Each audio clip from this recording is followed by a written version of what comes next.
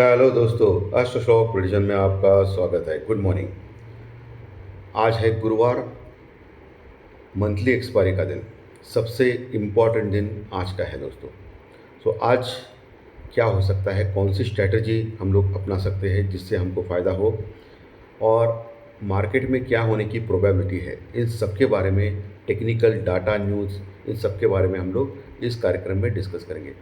Pre market report में आप लोगों का मैं स्वागत कर रहा हूँ। सुबह के लगभग 7 बजे है दोस्तों। कितने? सुबह 7 बजे है, सुबह के लगभग 24 अप्रैल का दिन है आज। शुरू करने से पहले चैनल के डिस्क्रिप्शन बॉक्स में बिलो द टाइटल डिस्क्लेमर रखा है, इसको कृपया पढ़िए। यानी एज पर डिस्क्लेमर, ये एजुकेशनल प्रोग्राम है। इसके तहत जो भी मैं बोल रहा हूँ ये मेरी पर्सनल राय है, मेरी खुद की राय है। आपके प्रॉफिट या लॉस, लाभ या हानि के लिए मैं और मेरा चैनल जिम्मेदार नहीं रहेंगे, रिस्पॉन्सिबल नहीं रहेंगे। ये प्लीज़ नोट करके रखिए। मेरा एस्ट्रो स्टॉक प्रेडिक्शन चैनल केवल और केवल सिर्फ और सिर्फ यूट्यूब पे ही अवेलेबल है, बाकी कहीं भी नहीं। ये भी नोट करके रखिए। और किसी भी इन्वेस्टमेंट या ट्रेडिंग के पहले शेयर मार्केट में आप किसी अच्छे फाइनेंशियल एडवाइजर से कंसल्ट कर सकते हो, एडवाइस ले सकते हो, ताकि आपको लॉस ना हो। चलिए दोस्तों, शुरू करेंगे। दोस्तों, कल अमेरिकन मार्केट लगभग 400 पॉइंट प्लस में क्लोज हो गया, 400 पॉइंट प्लस में क्लोज हो गया। इस वजह से कि पॉवेल को, यानी फेड के चेयरमैन को हटाने वाली जो भाषा की थी ट्रंप ने, उससे वो मुकर गए और वो बोल रहे कि ऐसा मैंने कुछ कहा ही नहीं है। प्लस चाइना और अमेरिका का जो टेरिफ वॉर चल रहा है, अभी टेंशन चल रही है, 145% जो एक दूसरे के ऊपर उन्होंने टैक्स लगा दिए हैं, उसमें वो कम कर सकते हैं और उनमें बातचीत चल रही है, ऐसा उन्होंने कहा। और इस चीज़ों का फायदा ये हो गया, असर पड़ गया शेयर मार्केट पर और शेयर मार्केट बढ़ गया। लेकिन दिन के लोएस्ट लेवल के ऊपर शेयर मार्केट बंद हो गया, अमेरिकन मार्केट। ये खराब था, यानी ऊपर से लगभग 700 पॉइंट गिर गया दोस्तों अमेरिकन मार्केट, यानी डाउ जोन्स 700 पॉइंट। यानी एक समय अमेरिकन मार्केट लगभग 1100 पॉइंट प्लस में था। कितना? 1100 पॉइंट प्लस में था। इतनी बड़ी रैली हो गई थी डाउ जोन्स में, अमेरिकन मार्केट में एक समय में। लेकिन वहाँ से प्रॉफिट बुकिंग हो गई और नीचे आ गया मार्केट, और केवल 400 पॉइंट प्लस में रह गया अमेरिकन मार्केट। ये भी बात आपको बोलनी नहीं है। आज सुबह डाउ फ्यूचर लगभग 30 पॉइंट यानी 30 पॉइंट माइनस में चल रहा है। हमारा गिफ्ट निफ्टी साहब 50 पॉइंट माइनस में दिखा रहा है, 50 पॉइंट माइनस में दिखा रहा है, यानी फ्लैट टू निगेटिव हम लोग ओपन होने जा रहे हैं, ऐसा इंडिकेट कर रहा है। वही जापान का मार्केट आज 300 पॉइंट बढ़ा है। एशियन मार्केट ठीक ठाक लग रहे हैं। और सबसे इम्पोर्टेंट क्रूड ऑयल जो है वो $66 के आसपास स्थिर है, उसमें कोई फ़र्क नहीं पड़ा है। अमेरिकन मार्केट, अमेरिका की जो डॉलर इंडेक्स है वो 100 के नीचे अभी भी बरकरार है। और 10 साल के बॉन्ड यील्ड जो है अमेरिका की, वो भी 4.35 के आसपास कायम है। यानी 4.30 से लेकर 4.40 इस दायरे में वो बढ़ रही है। ये जो मैं बोलता हूँ ना हमेशा, 10 साल की बॉन्ड यील्ड, इसके ऊपर क्यों ध्यान रखना है, ये इंडिकेट करती है बॉन्ड के प्राइसेस अमेरिका में कैसे हो रहे हैं। अगर बॉन्ड के प्राइसेस अगर बढ़ने लगे तो इसका मतलब बॉन्ड में लोग इन्वेस्ट कर रहे हैं और शेयर मार्केट से वो निकाल रहे हैं पैसा। तो इसके लिए उसको देखना पड़ता है। और डॉलर इंडेक्स जो है वो डॉलर का रेट बताता है, यानी डॉलर कैसा है अभी चल रहा है। डॉलर का रेट नहीं बताता, वो डॉलर कैसा चल रहा है अभी 100 के नीचे, यानी डॉलर अभी वीक चल रहा है और बाकी की जो लोकल करेंसी है वो बढ़ रही है, ऐसा दिखा रहा है। जैसे हमारा इंडियन रुपीज़ जो एक समय पे 87-88 तक गया था, अभी वो 85 के आसपास पहुंचा है, यानी स्ट्रांग हो चुकी है हमारी करेंसी डॉलर के मुकाबले। तो ये इंडिकेट करती है। ये एजुकेशनल चैनल है, इसलिए मैं बता रहा हूँ आप लोगों को। पुट कॉल रेशो 1.1 के पास है निफ्टी का, कोई फ़र्क नहीं पड़ा है। बैंक निफ्टी का भी वही है, 1 के ऊपर ही है, कोई फ़र्क नहीं पड़ा है, ज़्यादा कुछ फ़र्क नहीं पड़ा है। तो पुट कॉल रेशो तो ठीक ठाक है। कल एफआई और डीआई ने क्या किया है?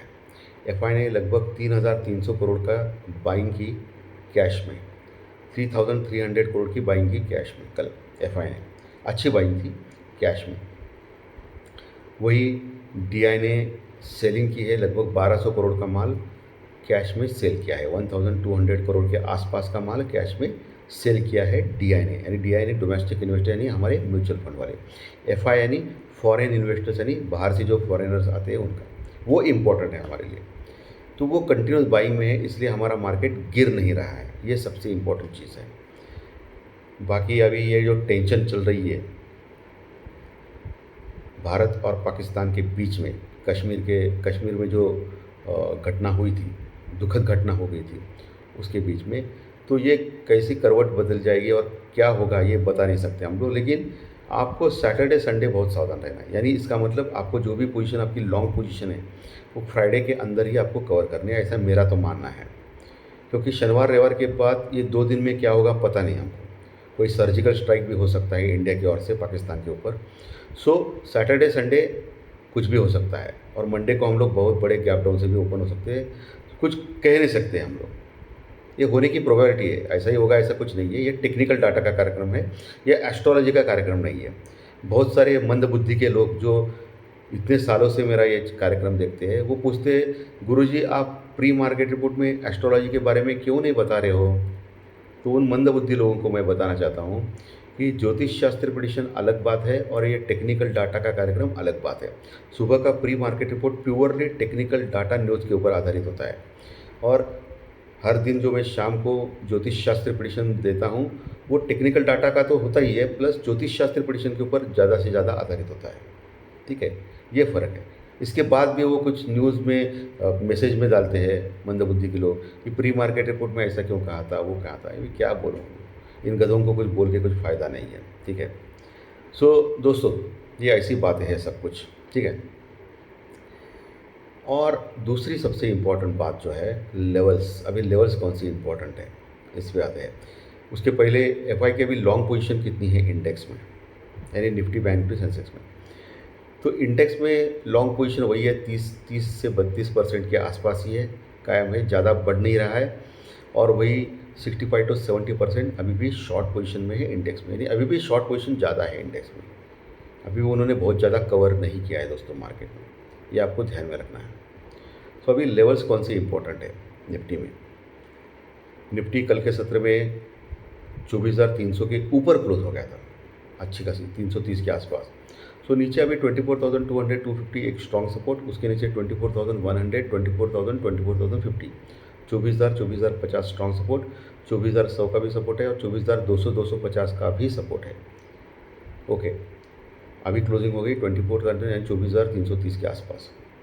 ऊपर का लेवल कौन सा इंपॉर्टेंट है, रेजिस्टेंस यानी रुकावट का लेवल, जो कल का जो हाई है 24,360 के आसपास, यानी आप मोटा मोटी मान ले 24,350 से लेकर 24,400 का जो दायरा है, 24,350 से लेकर 24,400, ये एक मजबूत रजिस्टेंस रुकावट का लेवल। 24,420 के ऊपर अगर टिक गया 24,420 के ऊपर, तो फिर 24,500 550 तक जाने की कोशिश करेगा निफ्टी, 24,500 550 तक। ये आपको ध्यान में रखना है आज के सत्र के लिए। मुझे नहीं लगता आज क्लियर करेगा, लेकिन मार्केट है, कुछ भी हो सकता है। 24,550 के ऊपर निकल गया तो स्ट्रॉन्ग हो जाएगा निफ्टी। ठीक है, वही बैंक भी जो 55,000 के ऊपर हो गया था क्लोज, 55,370 के आसपास, तो कल माइनस में क्लोज हो गया था, 280 पॉइंट 277 पॉइंट माइनस में क्लोज हो गया था बैंक निफ्टी, और निफ्टी प्लस में क्लोज हो गया था। सो बैंक निफ्टी में नीचे 55,000 का एक मजबूत सपोर्ट, उसके नीचे 54,800 और 54,500 एक मजबूत सपोर्ट है, और सबसे मजबूत सपोर्ट 54,000 है। सो 55,000 के नीचे गया, 55,000 का एक सपोर्ट अच्छा है बैंक निफ्टी, पुट राइटिंग है। उसके नीचे 54,800 और 54,500 ये स्ट्रॉन्ग सपोर्ट है। ऊपर का लेवल 56,100 जो कल का जो हाई बना है बैंक निफ्टी में 56,100 वो रहेगा दोस्तों, उसमें आपको ध्यान में रखना है। 56,100 जैसे ही क्रॉस करेगा और 56,200 एक रजिस्टेंस रुकावट लेवल है, 56,200 क्रॉस करेगा तो बड़ी तेजी बैंक निफ्टी में सब होगा। मुझे नहीं लगता है आज हो सकता है, मुझे नहीं लगता है, मेरा पर्सनल ओपिनियन है। आज कौन से सेक्टर्स पे ध्यान रखना है, मुझे नहीं लगता है कि आज आईटी बढ़ेगा, क्योंकि आईटी सेक्टर में ऊपर से प्रॉफिट बुकिंग आ सकती है। सो आज डिफेंसिव सेक्टर जो है फार्मा, एफएमसीजी, ये सेक्टर्स आज चल सकते हैं, उनके ऊपर आपको ध्यान में रखना है, ये सेक्टर्स पे चल सकते हैं। बाकी पीएसयू बैंक में Punjab national bank, bank of Baroda जैसे स्टॉक्स इंटरेस्टिंग लग रहे हैं। और सबसे इंटरेस्टिंग जो कल का जो स्टॉक लग रहा है मुझे, रिलायंस इंडस्ट्रीज। अगर रिलायंस इंडस्ट्रीज 1300 के ऊपर 1310 1310 के ऊपर अगर ट्रेड करना चालू करेगा और थोड़ा सा वॉल्यूम बढ़ेगा उसका, और 1300 के नीचे नहीं आएगा वो कितनी भी बड़ी गिरावट होने के बाद, तो मुझे लगता है कि रिलायंस इंडस्ट्रीज स्ट्रॉन्ग हो सकता है आज का। ये कोई बाइंग या सेलिंग की कोई रिकमेंडेशन मेरी ओर से नहीं है। जो भी करना है आपको आपके फाइनेंशियल एडवाइजर से कंसल्ट करके करना है। तो दोस्तों, level support resistance, news, stocks सभी के बारे में मैंने आपको क्लियरली बोला है आज के सत्र के लिए। सो आज मंथली एक्सपायरी का दिन है, सो बहुत ही केयरफुल काम कीजिए। जनरली एक्सपायरी के दिन टाइम पास का मार्केट होता है, छोटे दायरे में मार्केट को अटकाया जाता है और पैसा खाया जाता है राइटर से, और कॉल और पुट ऑप्शन बायर का पैसा खाया जाता है। सो बहुत ही केयरफुल काम करें। लेकिन दोपहर के बाद थोड़ी सी वोलेटिलिटी हो सकती है मार्केट में। धन्यवाद दोस्तों, आज का विषय अच्छा लगा तो लाइक दबाइए, कमेंट बॉक्स में कमेंट लिखिए, और जो नए दर्शक पहली बार चैनल देख रहे हैं वो सब्सक्राइब बटन जरूर दबाएं, ताकि आपको आने वाले सभी वीडियो इसी चैनल के ऊपर सिर्फ और सिर्फ यूट्यूब पर जरूर देखने मिले। Thank you very much. फिर मिलेंगे ज्योतिष शास्त्र प्रेडिक्शन कार्यक्रम में शाम। Thank you very much.